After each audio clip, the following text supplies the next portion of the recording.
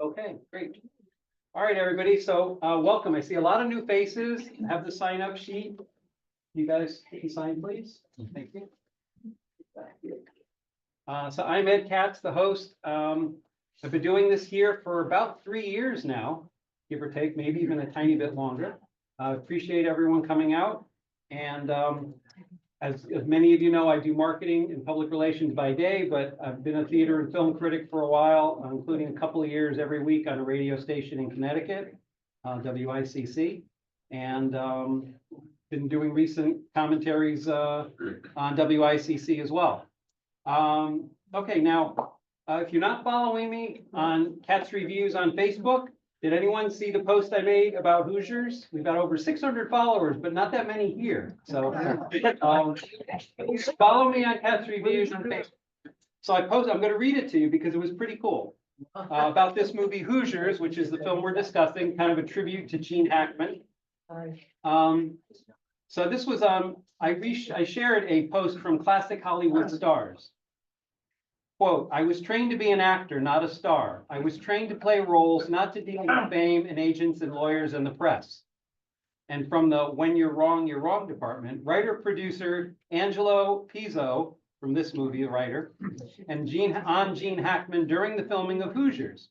Quote, when he arrived, he was in a generally foul mood. We called him the Black Cloud. He started complaining about everything.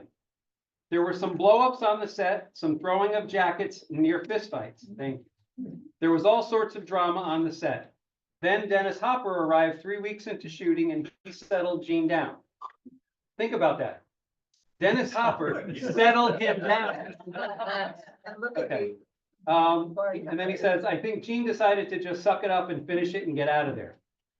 According to Pizzo, the last day of filming, Hackman said, I just want you to be prepared for the fact that this movie might get on a few screens here in Indiana, but then it will end up in the dustbin of films that never made it. And the only people who will remember it are you two. And I hope I forget it when my plane lands in Los Angeles. Commented Pizzo, Gene had a lot more experience in filmmaking than we did, so we thought his assessment was probably accurate. Okay. So wait a minute. Okay. During a montage of Hickory High School winning a string of games, there's a little shot of Hackman's character saying something in Dennis Hopper's ear on the bench, and that made Dennis Hopper's character Shooter laugh. You never hear it, but it wasn't until years later that director David Anspaugh learned what Hopper was laughing at. Hackman told him, Hopper, I hope you've invested well because you and I are never going to work after this movie. This is a career-ending film for us. Hackman later said, I took the film at a time that I was desperate for money. I took it for all the wrong reasons, and it turned out to be one of those films that stick around. I was from that area of the country and knew of that event, strangely enough, meaning that Indiana team winning the state title.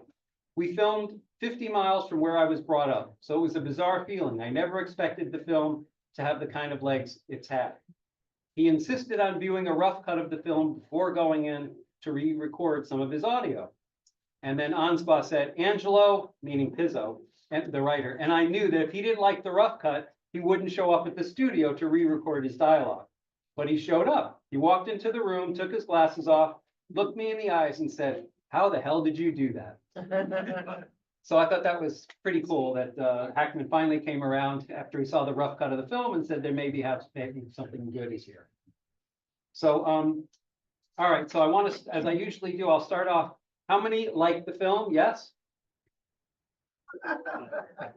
Okay, how many did not? Just Bart, only one. All right, so we got about 30 people. You can see most everybody here.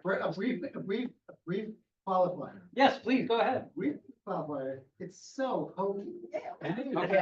I'm sorry, I have better things to do with my time than watch more hope. So. I agree, it was hokey. Okay. Okay. But the times nowadays it's so relaxing to have something. Amen. So she agreed it was hokey, but she thought it was relaxing for these kind of times to have a feel-good movie, right? Yeah. Okay. Okay, yeah, and it is a feel-good movie, right? Yes. Okay. Yes. Yeah. Underdog story. Yep. So, It was also a movie of its time. Yeah. And that was a time, a culture of this country in the fifties was kind of like that time, that little town. Right, but remember when the movie was made, 1986. So, reflecting back on that kind of time. Now, are you familiar, anyone else familiar with the other big movie the director and writer team made? No. All right, so David Anspaugh, the director, was really famous. He made several other movies, but there's only one that was pretty famous.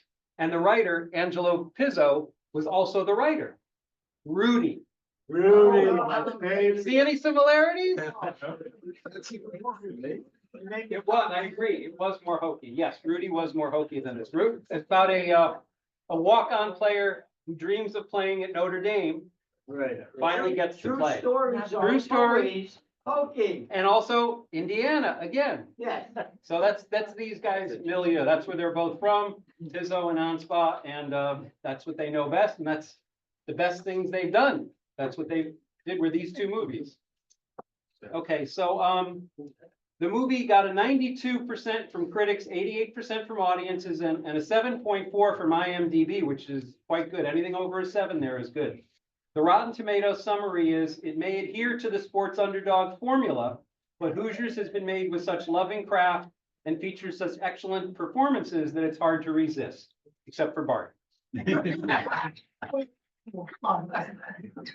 So there were so many ways they could have made it, even in 86, much more, they never dealt with race at all.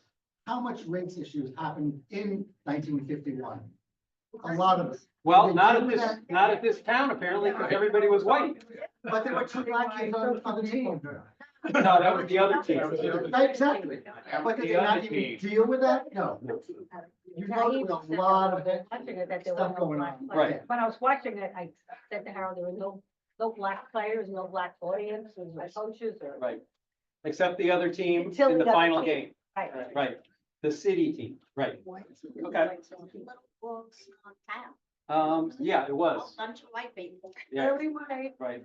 Farmlands of Indiana. And it is based on a true story. The team from, I don't know how you pronounce it, Milan. It's spelled like Milan, Italy, so I don't know, Milan. But, it did win the state title in 1954, by 2 points. They changed the score, but they only won by 2 points. So it was a nail biter right to the end, and they did pull off the big upset, and it's been, Indiana basketball lore for all time. The budget was only $6 million, which today is equivalent to about 17.5 million.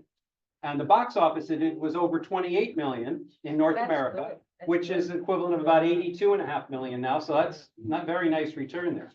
It is named the best sports film of all time by USA Today, which was done in 2015, and by ESPN's panel and website users in 2005. And it's also in the National Film Registry. So it is very highly regarded, not just as a movie, but especially as a sports movie. Okay, so anyone have any mixed feelings about the movie other than what Bart, I think, accurately voiced? Yes, Debbie. I was watching it, and every single time that there was a new frame or something, I knew what was gonna happen. I always knew, like, I knew he was gonna get Barbara Hershey, I knew he'd get the girl, I knew that Finn, it's like you knew all of this, it was just the theme of the whole movie, but I loved it. In other words, it didn't matter that I knew what was gonna happen. In spite of its predictability. Right, it was so predictable to Yep, me. yep. Absolutely, from the day he, arrived, I knew what was gonna happen. It didn't matter. It was just really, and I think that because of the times now, I could use that movie. Okay. Yeah. Yes. So I don't typically watch sports movies. I just watched it because it was the assignment. Yeah. So how is it different from other general sports movies? Well, the focus here was this is an underdog film, like a really big underdog film. And yeah, and it's not just about the team. It's about him and also Dennis Hopper, They're all underdogs, everybody. Exactly, everybody's underdog. So that's the story of how they overcome their obstacles to win the big game and convince everyone that they've, and especially themselves, that they've got intrinsic value. Where's the, I'm sorry. Yes, David. I'm assuming you chose this film because it was kind of a retrospective of Gene Hackman. And why would you choose this versus French Connection or something else, something that he was more recognized for in that way? I was kind of curious. Great question. I did, French Connection was a close second. We had just done the conversation, which may be my all-time favorite Gene Hackman movie. So I wasn't gonna do that again, but I really went back and forth on French Connection. It's a little more violent. It's violent. This movie has no violence. It's a little violent, and I know this group doesn't love violent films. But I actually asked AI, which they thought would be a better discussion movie, and it said Hoosiers. I was like, really? Okay. So I went with it. That was it. Which site did you use? I used ChatGPT. That's very. So, and I've got a whole thread, so I've got a whole thread going, so it knows what I've been doing with the group. So it's familiar, so I thought it had some familiarity. I'm like, okay, it's a little different. I hadn't thought of it, but it's a feel-good movie. A lot of people here do say they like feel-good movies. So, yes, ma'am. I wanted to talk about the scene when he tells them, Please project loud. okay, I wanted to talk about the scene where he instructs the team to go out there to get the last point, and he said, don't shoot to, what was his name? Jimmy, Because everybody's expecting him. right. So go to somebody else, and the team just stands there and they look at him. And he says, what? And then he said, okay, go to Jimmy. So Jimmy says, I got the shot. they shot, The right. the thing about Jimmy is most important in some ways. He showed up for the team because he respected Gene Hackman's value system, his strength and value system. And I think that's an important piece of And I our think that's what the social order. team was doing. I think they were saying to him, we've worked so hard that even if we have to give it to Jimmy, who we know can do it, he's the ringer, let's do it so that we have the reward that we deserve. And Gene Hackman went along with it. Okay, I think I think that's a really good point, and I think what you said, David, is a really good point too. It had to do with sacrificing for the team, what was good for the team, but another point to what you were saying, Hackman said early on when he met the team, he said, we're gonna learn together. You're gonna learn from me, and I'm gonna learn from you. And that's where the payoff was with the I'm gonna learn from you, was when the team didn't want to do the play he wanted to do. And they convinced him when he waited until Jimmy said, I'll make it, I'll make the shot. By the way, that actor had 4 lines in the movie. That was the last one. That's it. He was not a real actor. He was a Indiana basketball player. The only real actor of the team was the son of Shooter. Yeah. He was from California. They brought him over to be in the movie. All the others were local kids, most of whom played a lot of basketball in high school. So I thought that was pretty cool. I have a question about Yes. the baskets that were shot and made. Is there something on how many they had to do before they were all made? Because I mean, Yeah. you see them making all these shots. Well, there's also a lot of Three-pointers. editing. There's a lot of editing, but the key shot, you remember the free throws Ali had to make, the underhand? Right. Okay. Short time. So at the end, he had to make the 2 free throws. Right. And the director said, even if he misses it, everybody run onto the court like you made it, and we'll reshoot him making it later. And he had been missing a lot when they were doing practice before they rolled the cameras. When they rolled the cameras, he nailed it on the first take. So that I did read about. Yes. How much of the side story, like Barbara Hershey, or the fact that he was a coach who was banned from the NCAA, how much of that was true? Okay, so I've got it right here. Fictional elements of the story. The town Hickory is fictional. The real life team is Milan. There are fictional characters and events such as the previous coach's death and the star player's initial absence, all fictional. It also depicts the championship game as a last-second shot, which is not exactly how the real-life game ended, although it was 2 points. But the similarities are, it was the small size and underdog status, that's accurate. the journey that the school had on how they were able to overcome everything and the way it was with the relationship with the community of the town, that was pretty accurate. The real team had an actual enrollment of only 73 boys in 1954.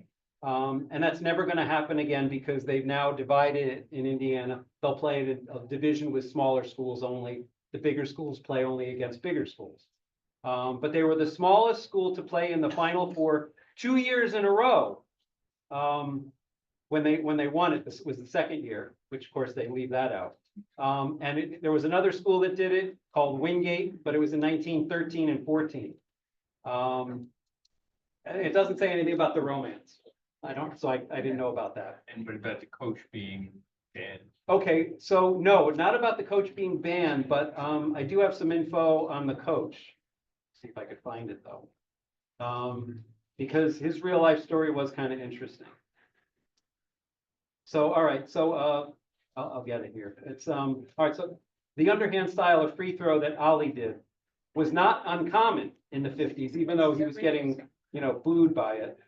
Several NBA players used it either occasionally or on a regular basis. The most famous being, anyone know? Bill Chamberlain. No, who did it really well? Rick Barry, right. 90% career free throw shooter, underhand. All-time record for the NBA, and yet nobody else shoots underhand. Wilt never even got above 60%. He was like 50% for his career as a free throw shooter, right? But Rick Barry, 90%. Just did a little routine on that. There's a basketball show now on Netflix, comedy, Running Point. Yes, with And Goldie Hawn's player daughter. was told, right, to. Yes, And so the star gets up and does it that way, and. that's right. That's a good point. Yeah, that's right. But it's, again, that's all fictional. Yeah. All right, I want to find that point though. No, I have it in here. It's just a matter of where, sorry. About the, oh, well, this is not exactly it, but, the locker room before the final game on the blackboard are the last names of the players on the other team. The actual last names are of the players on the Hickory team, their real names, not their actor names. So they put all their names on the blackboard. There's so much on the players and what happened in real life with them.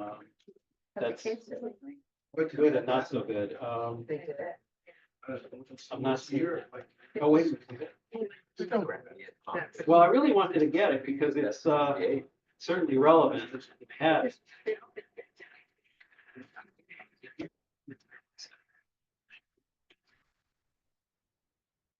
I have a question.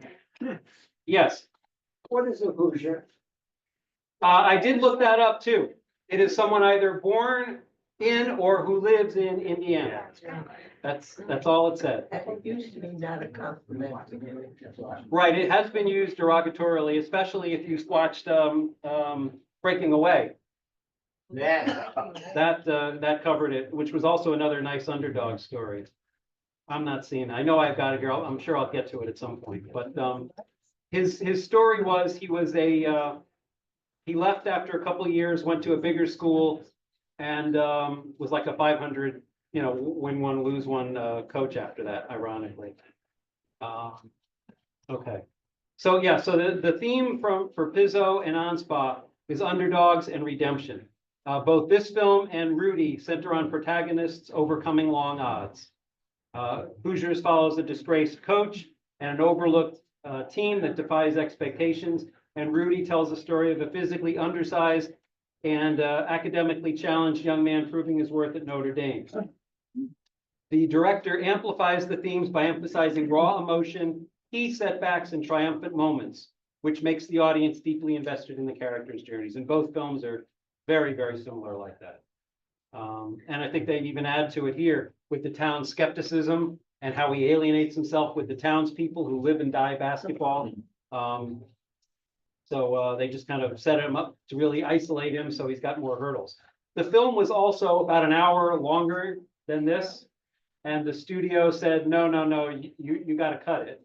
But the director was very upset. He did it, but he was upset because he said the audience got cheated out of the romance. And when I was watching the movie and I read the critics report, Roger Ebert, who gave it 4 stars, but said that he thought some part of the romantic relationship was left on the cutting room floor. Pretty much most of it. So, Because I noticed it too. I said, they're not connecting the dots so well, they must have had to edit it out. And that's what happened. Yes.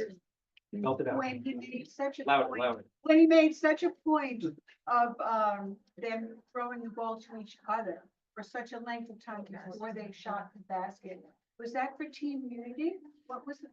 I don't know. Okay, so first off, it was again in contrast to the guy who had been taking over as interim coach, who was like, "Don't pass, shoot the ball, shoot the ball."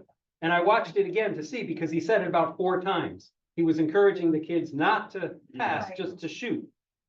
So Gene Hackman wanted to emphasize team and the fundamentals, and he said he makes a little side comment. He goes, "You guys already know how to shoot. You got to work on the fundamentals." But it also helped build the team unity. And that was, I thought, a key part of it, that they knew how to play the fundamentals. And you saw at the end, they created the opportunities for themselves, not by making shots, but by getting steals, by playing good defense. So, and also making good passes. So they really reinforced it, and that was done very well. Yes. I was going to make a comment about Barbara Hershey, because I found her that film to be unbelievable. Yeah. Definitely. And then there was no transition. Right. Her feelings about their dislike of him and distrust to. Right, and that's that's left on the cutting room floor. Yeah, absolutely. without waiting. All right, I did want to cover, I'll get to that stuff later, but I did want to get to the best sports movies. So what would you guys say you think is the best sports movie of all time? Rocky. Okay, that came in second on 2 lists I saw. That's good. So on Family Feud, you'd be right up there. Anyone else? Duke Rock the All-American. Right. I wasn't on the list. Gilmore. Which one? Happy Gilmore. A league of our Oh, It's about okay. That's a women. good one. Yeah, that's a good one. That's very good. Didn't make the list. That's a good one. Yes. What's the one? Kevin Costner. Which, Baseball, they were. Major League. Yeah. You didn't have real. Field of Dreams. Field of Dreams. Field of Dreams should be up there, and it was number 7 on one list and not on the other, actually. Where does Happy Gilmore stand? Yeah, way down at the A bottom. league of their own. No, it didn't make the list. So Hoosiers was number 3 on one list and number 4 on another. Wow. Breaking Away, which we mentioned before, which came out a few years before this movie. Miracle on Ice. Was on, yeah, that's what I thought should be on there. Not. What? Not on these lists. What's the prison football movie? What was the prison football? Longest Yard. Longest Yard. That's a good one, but no, not on the list. Yeah. Oh, wait. Not on the list. But not Major League. Nope. What was that goal? Major League, that was number 10 on one of the lists. Yes, one of the funniest. Caddyshack is on the list, number 14 on one and number 7 on another. Raging Bull? Yes, Yeah. Raging Bull was number 1 on both lists. Both, what AI said and the American Film Institute, yep. Friday the Yankees was also up there, the wrestler. Raging Bull, but how many women would watch Raging Bull? I agree, that's why I wouldn't pick it, right. Yeah, it's definitely a male-oriented film. But Bull Durham was also very high on the list. Not too many older movies, but The Hustler with Paul Newman. That was on there.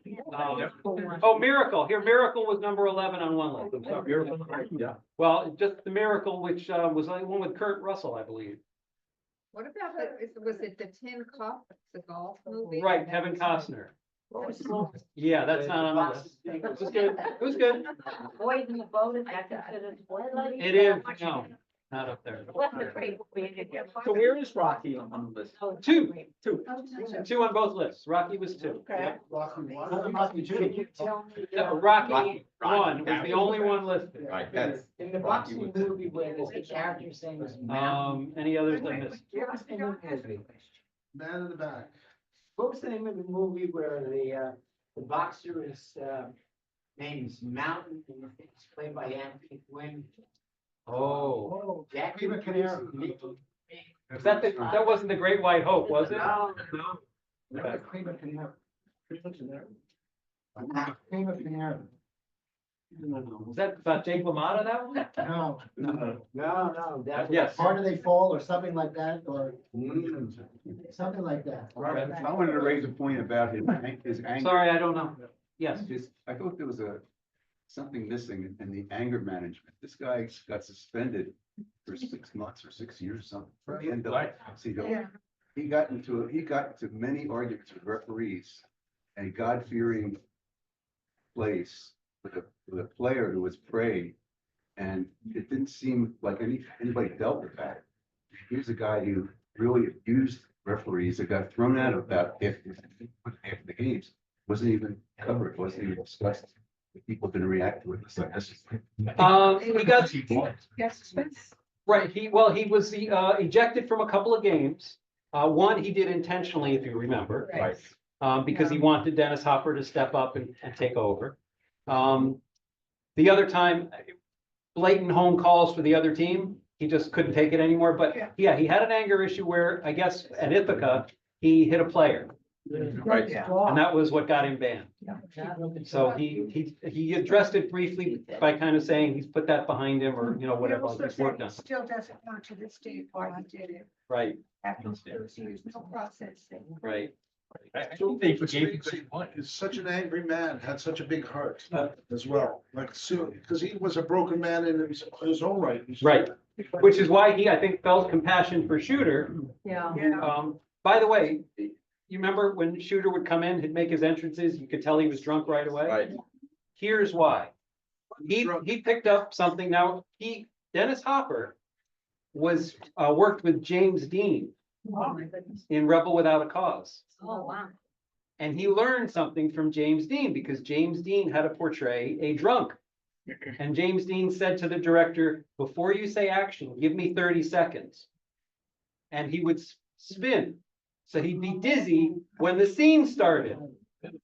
Dennis Hopper said, give me 10 seconds and I'll come in. And that's why he came in kind of dizzy, trying to keep his balance, because that was legit. He was dizzy. But he learned it from James Dean, which I thought, from Rebel Without a Cause, I thought was pretty interesting. Who knew that? That's a great. All right, okay, so Hoosiers does remain one of the most beloved basketball films ever made, and is cited as one of the best sports movies of all time. So the key between the director and the writer, and they kind of have this magic together with this and then Rudy, is they blend sports, personal struggle, and heartfelt drama into deeply inspiring films.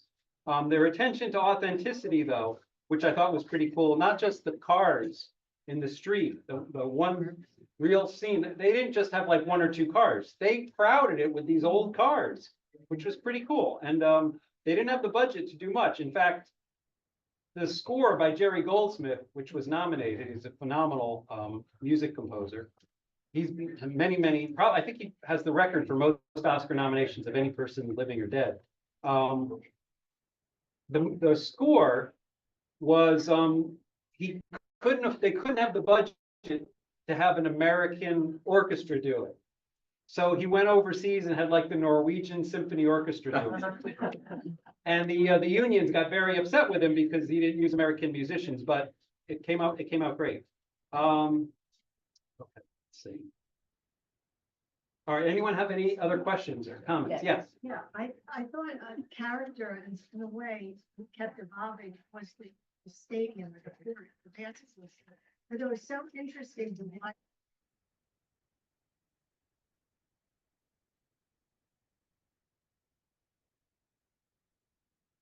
Through the other schools. Yeah. Yes. Yes, and the crowds, right, getting bigger as the games became more important, right? Yes, another film technique, but the editing they used, I thought was terrific. There were a couple of scenes, in sports movies, they can be very corny, often are, no question. But the editing was very effective, and to what you said earlier, very predictable. When the movie starts, you know how it's gonna end, you kind of do. And the relationship too, so, okay, it's kind of a given, but the way they got there with the editing and Jerry Goldsmith's music was terrific. So Dennis Hopper was nominated, for supporting actor for this. He was for supporting actor, yep. To me, I thought he kind of overdid it a bit, but that's sort of what it takes, sometimes. Most of them, especially at the end, when he comes out to the court drunk and interrupts the whole game. I thought it was a little overdone, and to me, that's kind of a scene where you don't want to overdo it, because just by the nature of the scene, it's going to be kind of overwhelming, but whatever, it worked. He was nominated for one other Oscar, but it wasn't for acting. Does anyone know what it was? Dennis Hopper? Dennis Hopper. He was a co-writer for Easy Rider with Peter Fonda and Terry Southern, and that was his other Oscar nomination. Didn't win, but that was. That's it for Dennis Hopper? Yeah. I want to point out an interesting factoid that when I was looking at it, watching, thinking, using the glass. I thought that was a brand new. Turns out 1909 was when they started using glass backboards. Wow. I was sure there was, because we always used, metal backboards or wood backboards. Fiberglass. Yeah, well, they didn't have fiberglass then. Right. But it was. Yeah, no, glass, yeah. Early 1900s. Yep. Okay, so, and I do want to talk about Gene Hackman. Anyone want to mention, so he won 2 Oscars, French Connection, of course, and Unforgiven with the Clint Eastwood movie. He was nominated 5 times. One of my favorite roles is one he never even got credit in the film for. Anyone remember what it is? Bonnie and Clyde? No, he was credited in that, but I think that was his first nomination. Really? Yeah, supporting actor. It was Young Frankenstein. You remember? He was the blind man. Worth seeing just for that scene.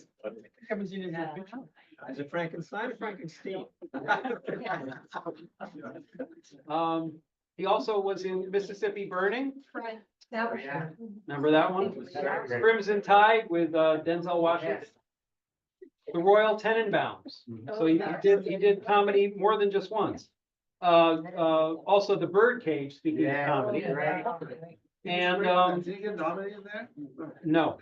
And then the movie series where he made a lot of money, Superman. Yeah.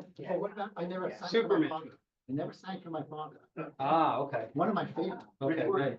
I never signed for my Yeah, father. that was a good lower budget movie, right? But amazing. Yeah.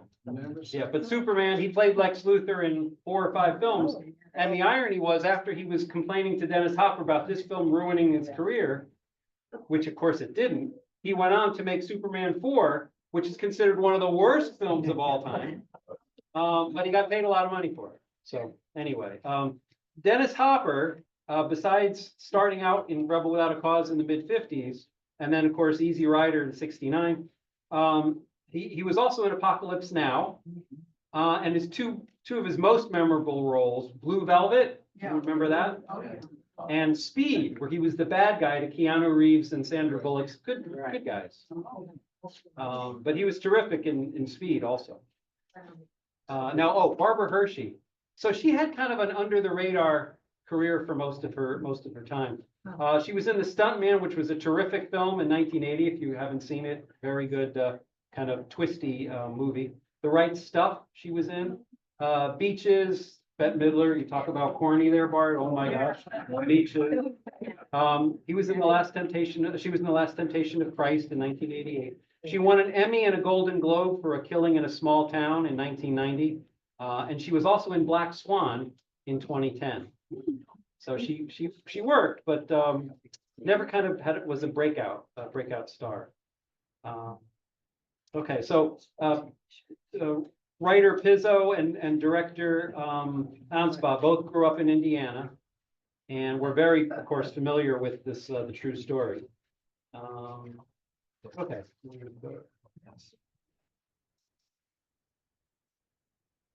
Okay, so Hackman's role here, playing the coach with a troubled past seeking redemption. What did you think of his coaching style? Actually, I liked it. I liked it. I thought Well, tell me why. because most coaches are hard-nosed, they have to be. Right. And he didn't succumb to the pressure of the sheriff and the police and all the townspeople. He was saying, I'm doing this my way, and you gotta stay out of it. And I just think that was great. I think the important thing there is the stamina. He was Louder, emphasizing Bart. the stamina, because. Oh, he that's emphasized what that. wins basketball games. You're running for. Right, well, they also had a shortage of players. Most other teams had, like 10, 11 players, and so they had to be. Every coach I've had has been doing that, I didn't do very well, but they did, but you tried. Yes, in the back. I thought when he was coaching was when he was most comfortable as the character that he was playing. Because that's what he did best. I think the other issues, his social interactions were not as, I don't think he was as confident with those as he was when he was on the basketball court. Okay, so he was most comfortable coaching and not as comfortable with social interactions, but also think about it, from the moment he arrives, other than the guy who hired him at the school, even the Barbara Hershey character is against him right from the beginning. Oh, And then when he meets the group, he realizes there's no upside to this meeting. Yeah. I'm just gonna leave. yeah. So he, rather than do anything rude, he left. What's the So he connection? alienated everybody, but he also realized there was no positives in him being in that meeting. What was the connection between the guy who hired him and himself? Like, They were back together 20 years ago at Buffalo, some teaching academy. Right, teaching academy from 1931, and the movie was in 50. Very good, yeah, I remembered it, but yeah. Yep. I thought, Yes. talking about coaching style, there's a whole body of Louder, lit- louder. talking about coaching style, there's a whole body of literature on this whole disciplinarian, authoritarianism way of coaching. My husband Spence, when he was in high school football, the coach didn't allow the boys to drink water for hours on the field. Oh, my God.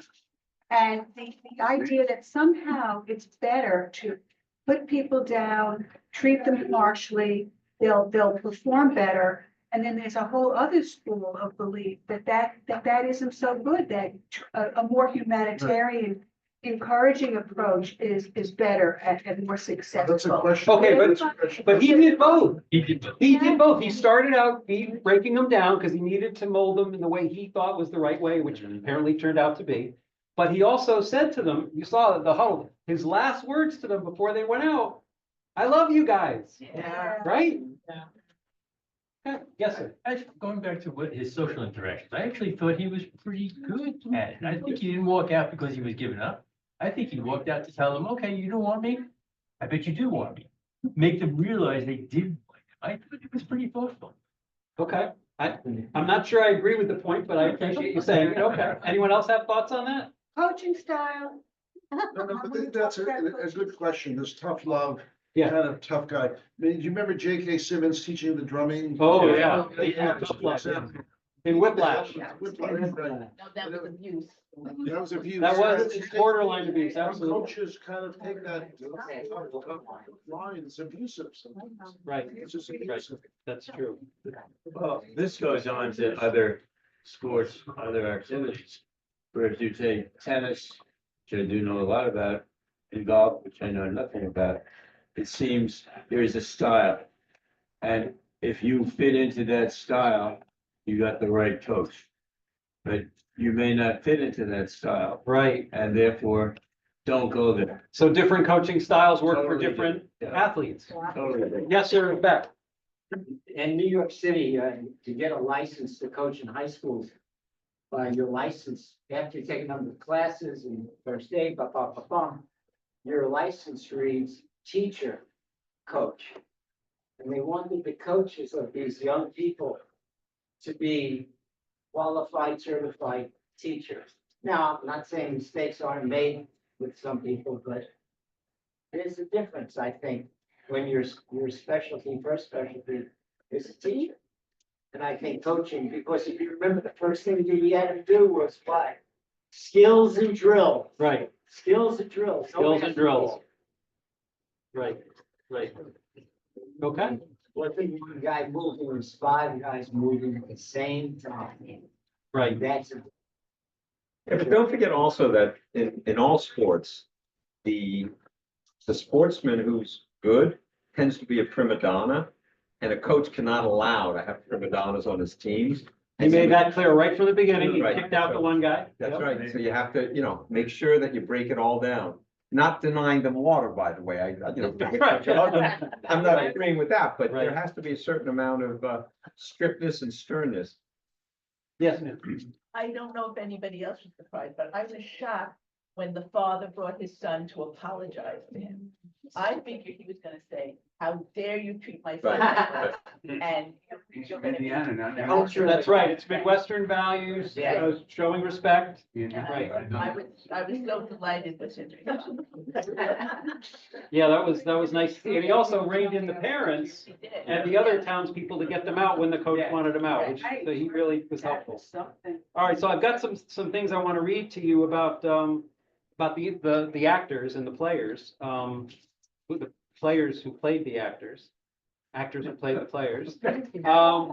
Okay, but I've got Richard Schickel in Time Magazine wrote this when the movie first came out. And okay, he said, if some cynical calculation attended the making of Hoosiers, some honest craft went into it as well, because he was talking about it being corny. Someone remembered or went to the trouble of finding out how it felt to live in a small Midwestern town in the 50s, when there was nothing better to chew on than last week's game and nothing better to savor than next Friday's. He contrasted the images of despair and hope, bleak winter fields, and the throbbing heat and noise of a jam-packed gym in the fourth quarter when the game is close. Director Anspa achieves an admirable objectivity. He neither condemns nor justifies the sporting passion when it is distorted by claustrophobic pressure. He just tries to understand it. A similar spirit moves in his actors. Hackman is wonderful as an inarticulate man, tense with the struggle to curb a flaring, mysterious anger. Barbara Hershey is just as fine as a teacher, trying to put a dispassionate face on a passionate nature. And Dennis Hopper brings some fresh, forceful observation and a jittery melancholy to his characterization of a one-time star athlete who has become the town drunk. There is a quirky authenticity about these figures and the landscape they inhabit that one does not expect to find in movies whose chief business is to warm the heart, not to inform it. Hoosiers may not transcend the banality of its storyline, but it does take its shot and comes close to making the movie equivalent of a 3-point play. So I think that kind of addresses it, but also says it succeeds in spite of being kind of on the hokey side. Now, Roger Ebert, who I have high regard for, he also wrote in 1987 on it. He said, there's a passion to high school sports that transcends anything that comes afterwards. Nothing in pro sports equals the intensity of a really important high school basketball game. Hoosiers knows that. This is a movie about a tiny Indiana high school that sends a team all the way to the state basketball finals in the days when schools of all sizes played in the same tournaments and a David could slay a Goliath, which even had the reference to the pre-game speech. Hoosiers is a comeback movie, but it's not simply about the comeback of this small team, the Hickory Huskers. It's also about the comeback of their coach, a mysterious middle-aged guy named Norman Dale, who seems to be too old and too experienced to be coaching in an obscure backwater like Hickory. And that talks about also the story of Shooter. All of his knowledge, however, back to the coach, would be pointless without Hackman's great performance at the center of this movie.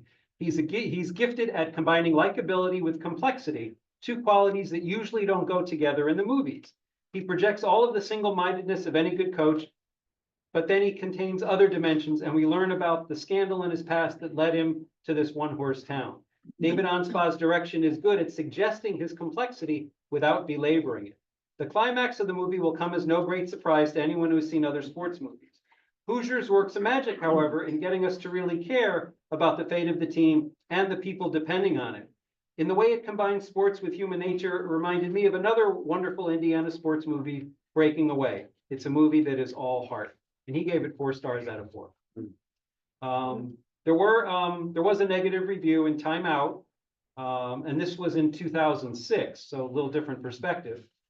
Back in 1951, this is Derek Adams in Time Out. A Hick High School basketball team could achieve self-respect just by getting into the state finals, or so this cloyingly nostalgic sports movie would have us believe. Hackman plays the belligerent coach who, in knocking the underdogs into shape, is absolved of his past sins. Actually, the film starts promisingly with his entry into the tight-knit rural community, complicated by suspicion and by his prickly relationship with fellow teacher Barbara Hershey. There's also a brilliant cameo by Hopper as the sometime player turned town drunk, whom Hackman redeems by taking him on as his assistant. However, once Hackman's uncompromising integrity lures the team's recalcitrant star player out of semi-imposed retirement, and the team hits a winning streak, it's just a case of going through the hoops. The scene where Jimmy and Coach Dale, where they were talking, well, the coach was talking, Jimmy was just shooting baskets. It was filmed in 1 take. If you remember, he was making like every shot except the one after, it's 1 take, except the one after where he said, I don't care if you play on the team. Then he missed the shot. He made every other shot. That's what made it professional. And the actor, the kid, Maris Valanis, said he wasn't even listening to Gene Hackman. I was just concentrated on making them, and I made one, and they kept going in. Okay, let's see what. Whatever happened, did he get a scholarship? I'm looking, hang on, I'll get to the, I got information on the kids. Okay. All right, so the guy who plays Ollie is Wade Schenk. He played the equipment manager and the guy who made the underhanded free throws. His real life sister was the main cheerleader cheering him on during the game. He did get a credit, so you'll see Libby Schenk in the credits. But the actor playing Ollie, he, at one point during the shooting, he left the set to watch his high school basketball team play. He was a senior on the team when he got the role and he was feeling homesick, so he decided to go watch them. The crew had to contact his mother to get him back. Okay. All right. Okay, the kid who played Merle, Kent Poole, acquired the nickname Hollywood. He was a small town Indiana high school star. In 1982, remember the movie was 86, he helped Western Boone High to a near miss in the Indiana State Tournament. His team lost their semi-state game by 1 basket. The director knew Poole loved small school spirit and felt he could deliver the movie's famous line, "Let's win this one for all the small schools that never had a chance to get it." Unfortunately, he took his life at the age of 39. He did act again with David Onspot in a movie called Fresh Horses, but it didn't get good notices. The guy who played Jimmy, Maris Valanis, would play Liberace's lover, Scott Thorson, in a TV movie right after. That's a clean jump. Big switch. Yeah, Steve Holler, the kid who played Raid, you remember Raid? Yes. He one of the players, one of the main players who actually had some lines. He would go on to be a dentist. He appeared in a low-budget Vietnam War movie in 1988. Excuse me. He played for the high school championship team in 1984, Warsaw, Indiana, when he was a junior. He's now a dentist, and he also went to play for DePaul University when they were filming the movie. When the movie was released, the NCAA wanted to penalize him for playing basketball for money. The NCAA eventually ruled he'd been hired as an actor, not as a basketball player. He still got a 3-game suspension and was told to return 5% of his pay. Unfortunately, last year, right around this time last year, he was charged with confinement and battery. One of his employees at his dental practice wasn't happy with the way he treated her, and she pressed charges. which I didn't see a resolution on, but that's what I saw was he was charged. As I said, only the one actor of the 8 players, David Niedorf, who was Everett, who played Shooter's son, was not from Indiana, and he was the only professional actor. All the rest were local ball players. Gene Hackman and David Anspaugh clashed throughout most of the production. Anspaugh said, he told Vulture magazine, Gene had me on the verge of a nervous breakdown. He gave me my first anxiety attack. One morning I woke up, I couldn't walk. The room was spinning. I thought every day on the film was going to be my last because Gene's agent was trying to get me fired. According to Anspaugh, the only thing that saved his job was when Hackman saw the dailies. The producer said, look, David's not getting fired. And then they sent the dailies to Gene's agent, and he saw that what the movie was being made was actually good. So it was originally 2 hours and 48 minutes. They cut it down to 114 minutes. That's a big cut. Among the scenes cut was Buddy asking to return to the team, and scenes that developed Norman and Myra's budding romance. And Anspaugh's quote was, the audience really got cheated and robbed over the cuts. Harry Dean Stanton was supposed to have the role of Shooter. He turned it down, and in 2013 expressed his regret, saying no to the film, and he couldn't remember his reasons for declining it. Now, Dennis Hopper, who had recently become sober, wasn't sure he wanted this role. He had just stopped drinking. So he was experienced. Yes, but he did draw on his experience, right, going through that. There was also a scene where they made a cut, and Dennis Hopper said, no, trust me, we trusted him, it was the right cut. It was kind of complicated. Hopper admitted to his friends and colleagues he felt the Academy nominated him for the wrong film. He thought he should have been nominated for Blue Velvet. Yeah. I would agree. I would agree too.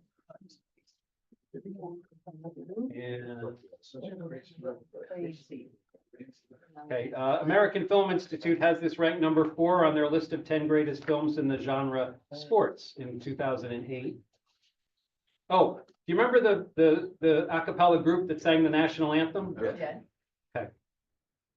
They weren't supposed to be in the script singing the national anthem. They're called the Travel Airs, and they never auditioned because the screenplay didn't include a singing of the anthem. They had been hired to entertain the fans during the many breaks in filming.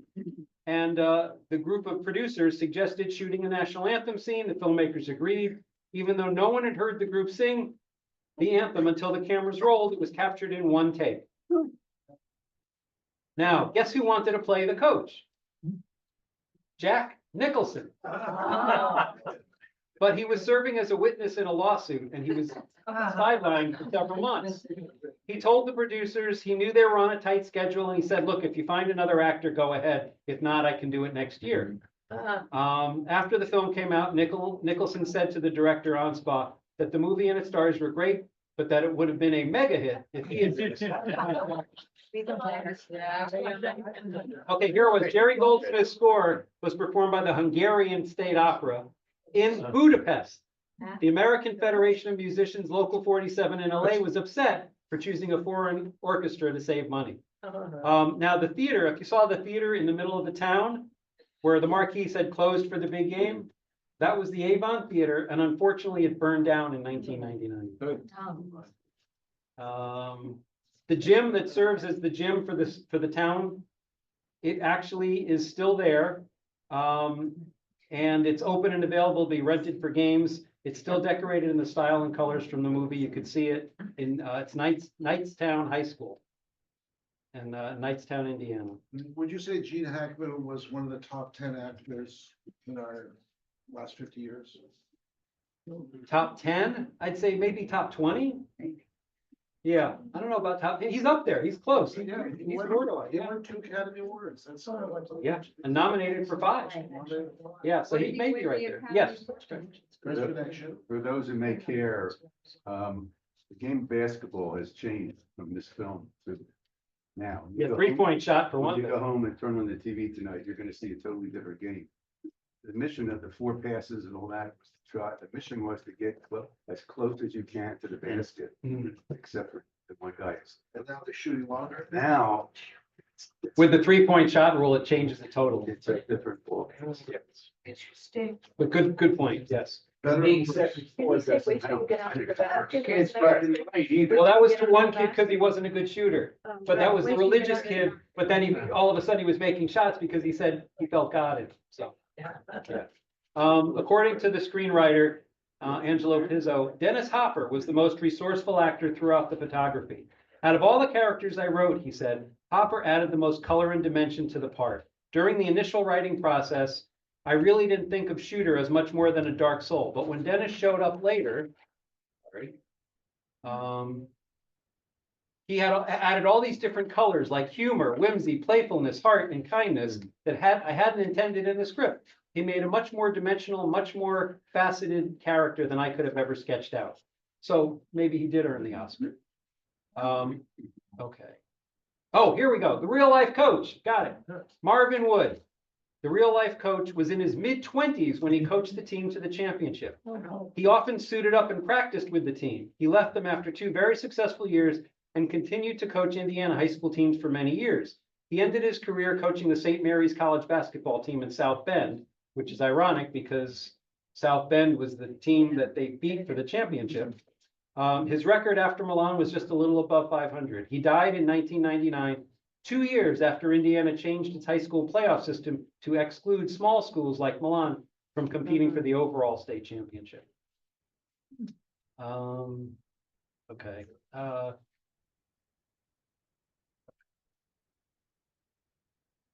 Little side note, Hickory never had a lead in the championship game until the last shot as time expired. They had tied it, but they didn't have a lead. There was a cameo by Scott Glenn in the movie, a member of the press corps. Towards the end. That was it. All right, so that's all I've got. Yes, you have a comment? Well, I don't know what time it is. We're just after 8. Okay, just the intervention in his Dennis Hopper's character's Shooter